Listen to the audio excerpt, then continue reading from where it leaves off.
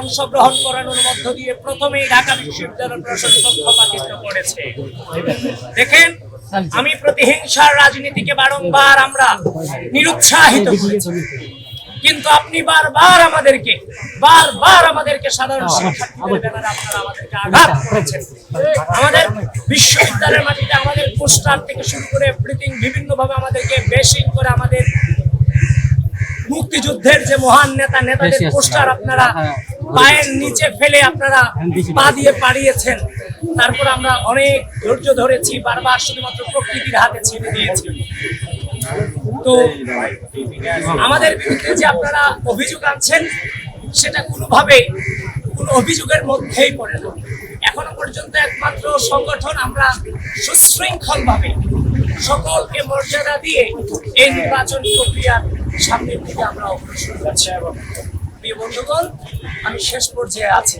5 August পরবর্তী সময় যে জেনারেশনটা মুক্ত রাজনীতি ঢাকা বিশ্ববিদ্যালয়ে করে গিয়েছে শুধুমাত্র আধিপত্য বজায় রাখবার জন্য নিজেরা গত্য থেকে অন্যান্য সংগঠনগুলোকে রাজনৈতিকভাবে নিষিদ্ধ করার অপচেষ্টা চালিয়েছে, কিন্তু তারা ব্যর্থ হয়ে পরবর্তীতে যখন তারা প্রকাশ্যে এসেছে, গিয়ে দেখলাম তাদের প্রধান প্রেসিডেন্ট সেক্রেটারি সহ ম্যাক্সিমাম ছাত্রলীগের সাবেক নেতা।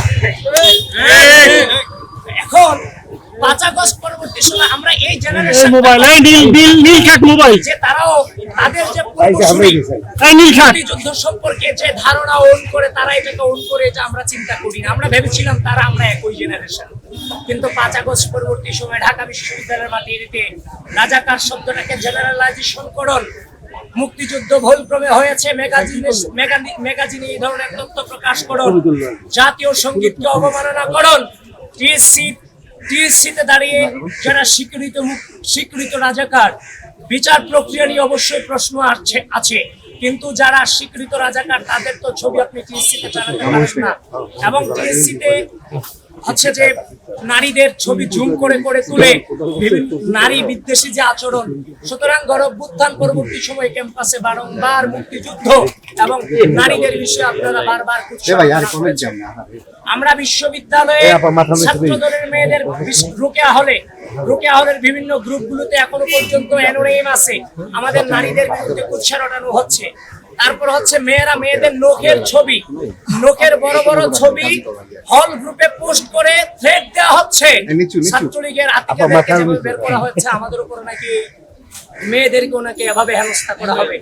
এটা বিশ্ববিদ্যালয় প্রশাসনকে অনুরোধ করছি, এই উগ্র আচরণ যারা করছেন তাদেরকে আপনারা কন্ট্রোলে আনেন, নিশ্চিত করেন।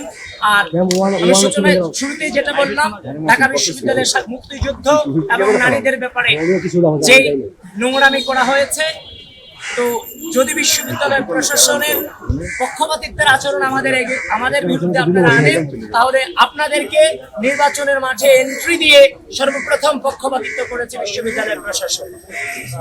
বন্ধুগণ, আমাদের এই পর্যন্তই ছিল আজকের কথা। আমরা এখন